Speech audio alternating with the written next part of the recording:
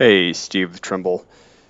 In this example, we're going to show you how to align two different girders, or I guess one girder, but two different sections that are made together, and do a test fit so that we can design in the splice plate where these anchor bolts actually are. So typically what this will look like is you'll have a bunch of scans. We actually have a couple more here that we can unhide too. These were rotated because that scan wasn't in the same orientation as the first one. A7 was on its side, or A1 was on the side, A7 was as it would be in the field when it gets installed. But I can start to actually come in here and start to see that. So I would handle this as far as probably 4 scans low level of this first side, 4 scans of the A7 beam on this side, and have different groups, and do the A7 on this side and the A13 over here, kind of 4 scans all in different groups. Go through, refine those to make sure that the stitching is really close, and the refinement will do that. Then I'm going to go back in and re-register the parent scan to fit the model, and that'll align this scan data that should be, we'll see here in a second, millimeter level accuracy together. So A1, all those scans tie together less than a mil, A7 all less than a mil, but it'll change that how they align, because it's going to actually use the, and we'll see that here. Let me turn off these other scans, the A7 ones. I'll line those all up, and then I'll use a couple of section boxes and then this center rotation tool to come in here, pull this in so that it fits well, and then use a mouse with a zoom wheel, click and hold the left mouse, bring this over, and align this to the outside girder so that we can keep it somewhat straight. But if I go from a side view and I get a better section box, one of just this one, you can see it will rotate, it'll level up based on the scan, and obviously this isn't flat or the ground isn't flat. So I'm going to come through here and align the scan data to the projected really flat model. So this would actually not be flat, but it's aligned to there pretty well. Because I only really care about the girder or the splice plate area. This is really where I want to concentrate to make sure that I'm splitting the range accuracy of that scanner here, lining it up, because that won't move, and then look over here to make sure I kind of have the same offset, because I probably need those in. So if that's where both of them are, I can pretty confidently say they compare to the outside. These bolt holes, if we were to measure them from the girder from the outside of it that's lined up to the middle, you would see that same offset. It wouldn't be perfect. Essentially, it looks like everything is shifted up a little bit. So that splice plate is going to need to account for that. Now, for the scan data that is on that is rotated, I'm going to turn off the other ones, or turn off A1, turn A7 back on, or yeah, A7 back on.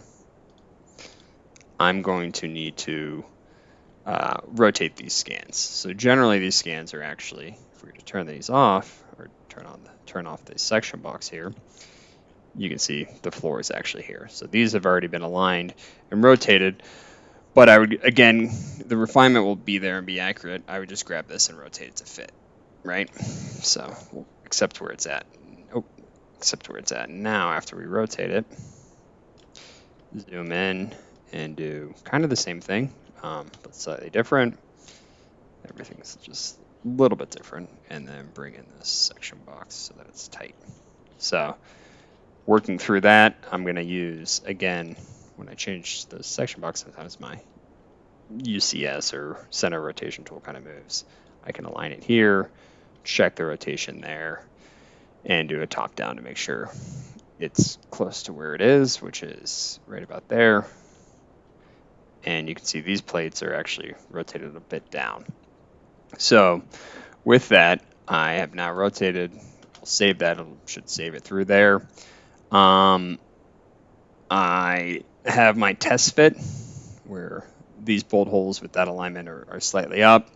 And I can compare this just by going out with a tape measure and essentially pulling pulling tape from here down or from this side up to show that these holes are slightly down. Goal is we don't have to test fit these with the scan data. I can pull this tape.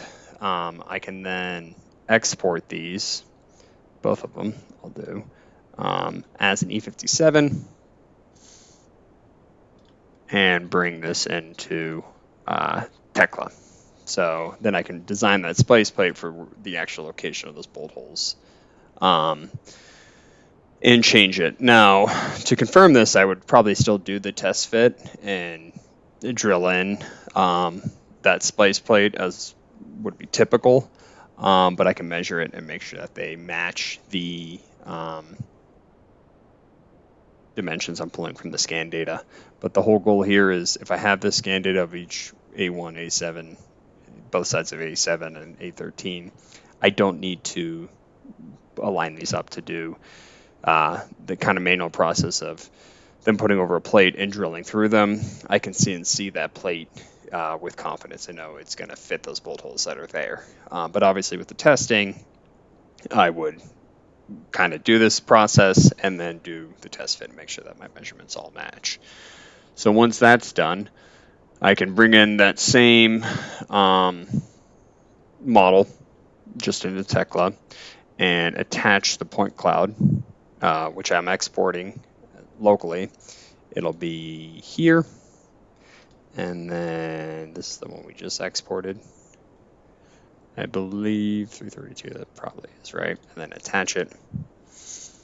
And from here, I just have an IFC that I imported, but I can go ahead and detail in the splice plate to the model data that's there.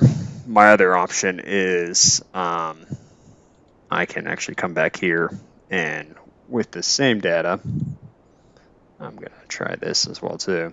I can throw some reference points as like a DWG or a CSV and have those come in as points. Now I can't create a point from the scan data in the center of the bolt hole because there's nothing to select, but I can do it at like the top of each bolt hole. Then I know pretty well where the top of that bolt hole is in the center, and then can move the bolt hole and the design in Tekla just a little bit easier. So what I'm doing here is just extracting the full detail. Again, in FieldLink, we're only going to show you the preview scan data until I extract it out and bring in the full data set. So that's what's happening here, again, in that section box. I'm usually jumping between section boxes. The registration to align it, once I'm happy with that, I can pull in more detail.